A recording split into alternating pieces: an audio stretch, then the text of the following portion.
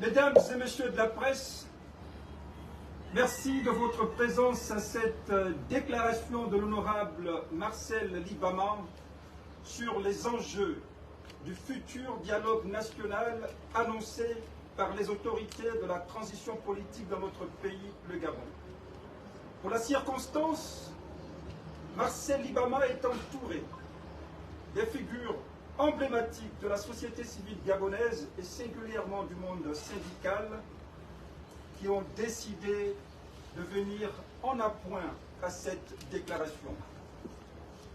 Avant le propos liminaire de l'intervenant du jour, je voudrais vous le présenter en quelques lignes. Figure iconique de la société civile gabonaise, il est de la race très sélective de ceux et celles qui ont fait montre de fidélité et de constance ces 30 dernières années, tant dans le monde syndical qu'au sein de la société civile, dans les difficiles chantiers de quête de justice sociale et d'instauration de l'état de droit et de la démocratie sous le régime finissant des Bongos. Hier encore, responsable provincial du syndicat de l'éducation nationale Sénat dans la province du Haut-Ogooué, Marcel Libama a depuis lors pris de la bouteille au point d'être aujourd'hui un taureau aguerri qui s'est fait des cornes. Signe des temps, il s'est hissé au rang des figures nationales dont le discours compte.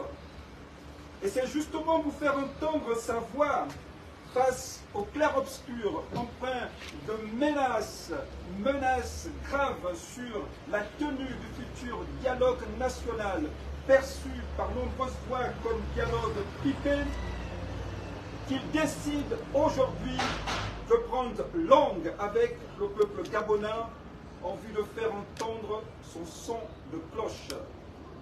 Marcel Libama, à vous la parole.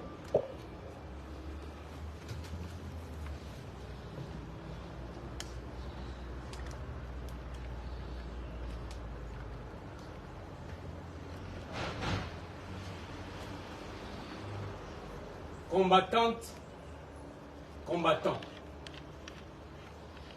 chers compatriotes,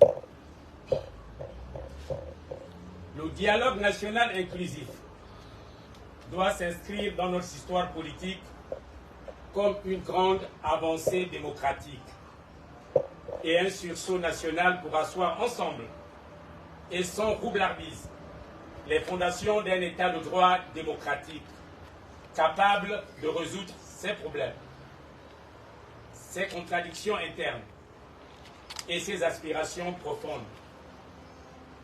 Loin de toute forme d'instrumentalisation et de toute stratégie de déstabilisation des partis politiques et des organisations de la société civile.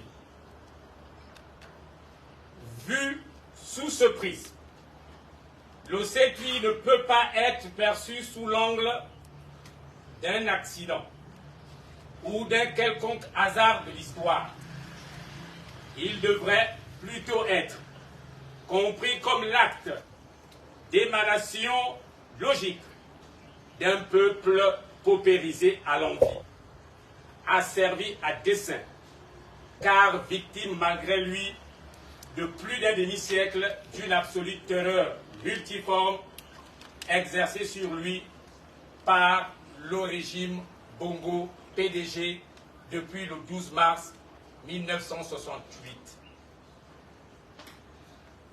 Chers compatriotes, l'OCETI devait donc se donner pour vocation de corriger et de réparer les innombrables crimes, exactions, fautes et dysfonctionnements volontairement commis et relever les erreurs de même que les échecs accumulés au cours de cette longue période où rien n'a été épargné à 3 générations de citoyens désarmés. Ainsi donc, après la conférence nationale de 1990 et la longue liste d'une série d'accords dont ceux de Paris en 1994, d'Arambo en 2006 et d'Abondje en 2017. Le président Brice Clotaire Oligui Nguema, le libérateur, et le CETRI ont pris l'initiative de l'organisation d'un dialogue inclusif au mois d'avril 2024 prochain.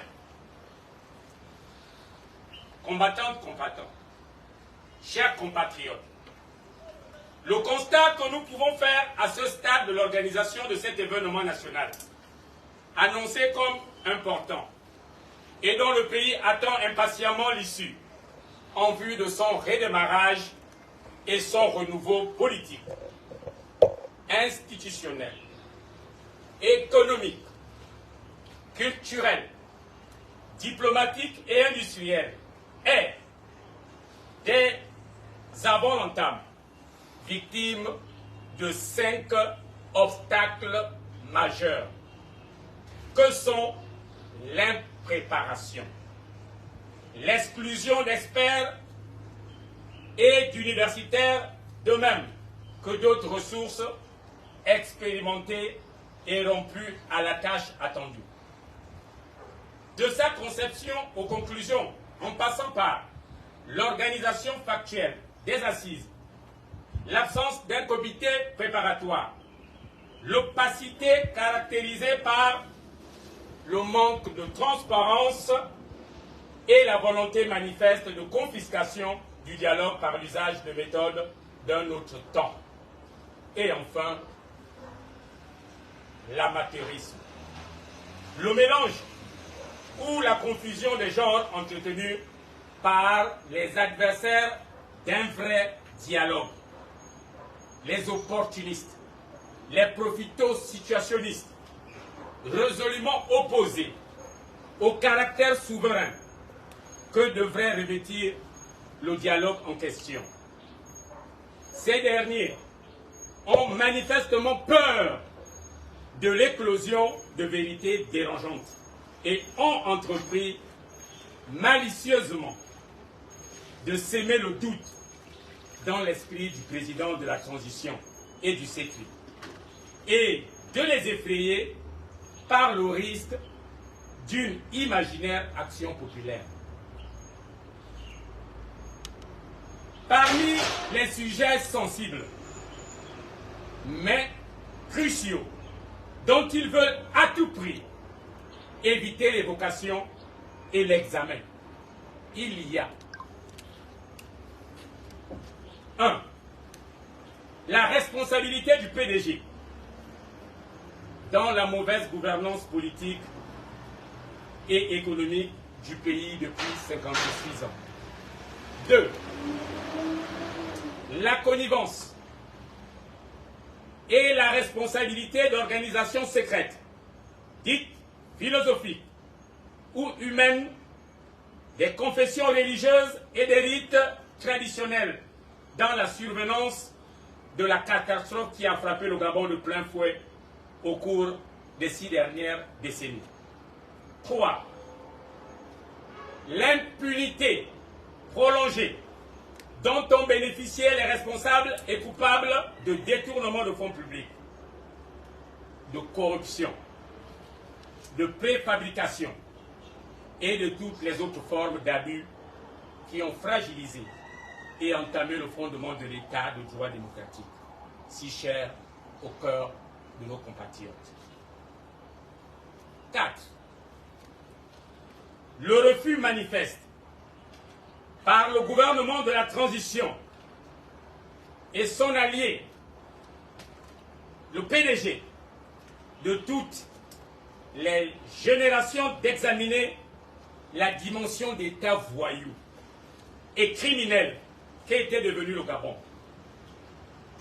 L'obligation morale de les écarter définitivement de la participation à la gestion de l'État nouveau ou au regard du passif abyssal légué aux générations futures, caractéristique indiscutable de leur calamiteux et criminel passage aux affaires.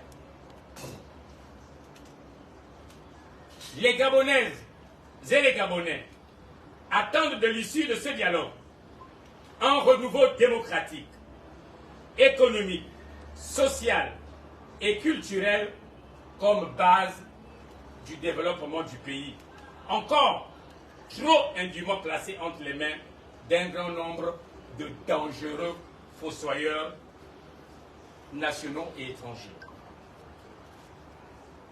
Chers compatriotes, combattantes, combattants, pour y parvenir, je dis bien, pour y parvenir, la moindre des obligations objectives est de revoir la copie du décret numéro 0115/PT-PR/MRI du 8 mars 2024 portant convocation et organisation du dialogue national inclusif, publié dans le journal officiel. Il est de l'intérêt du CETRI et de la nation de faire assurer le contrôle du dialogue par des organisations non étatiques. Par des organisations non étatiques, crédibles et par des figures emblématiques de notre pays en termes de probité et d'intégrité morale. Lucide, courageux et responsable, le président de la transition et le CETRI doivent veiller aux véritables enjeux du dialogue, que sont 1. Le retour à un ordre constitutionnel solide qui trouve sa source dans une armature sur laquelle veillent des lois non corvéables à merci et la vigilance d'une population respectée, l'anti-modèle de ce qui est chéri par le PDG et ses alliés, qui ont déconstruit méthodiquement, pour leurs intérêts égoïstes et mafieux, la Constitution de 1991, pourtant adoptée par référendum. 2. L'avènement d'une diplomatie protectrice des intérêts vitaux du Gabon et de la relation sereine et apaisée avec nos voisins et tous les peuples respectant la dignité et la souveraineté de notre pays et de son peuple. 3. Redonner aux Gabonais le respect et la dignité qui leur sont dus à travers des systèmes éducatifs et de santé de qualité accessibles à tous. Un habitat et des logements en conformité avec les moyens colossaux dont peut se prévaloir le pays. Et la préférence nationale systématique à l'emploi et aux mesures d'assistance que doit développer l'État en vue d'éradiquer la pauvreté dans notre pays. 4. Engager une lutte énergique et sans concession contre toutes les formes de dépossession de l'État de ses ressources, corruption, détournement. Il n'est plus possible d'avoir au sein des institutions, dont c'est la mission, des personnes qui devraient elles-mêmes justifier la provenance des moyens dont ils font étalage. De ce point de vue, des lois extrêmement sévères et coercitives doivent être votées dans l'urgence pour prévenir et sanctionner sévèrement les auteurs des situations comme celles que la population a vues le 30 août 2023 à la télévision. Combattants, combattantes, chers compatriotes,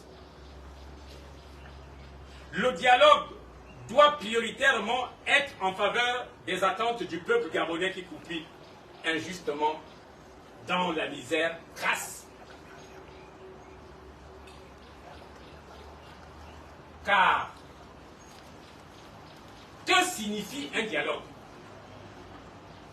Que signifie un dialogue qui refuse d'être porteur d'un regard critique sur notre passé collectif et qui choisit d'esquiver l'analyse en profondeur de ses échecs, des détournements abyssaux, des massacres de population, des crimes rituels et de tous les travers qui ont jalonné la course effrénée de notre pays vers l'enfer qu'il est devenu? Si ce ne sont la trahison, la honte, l'irresponsabilité et la malice des architectes conscients et consentants de ce système. Je vous remercie.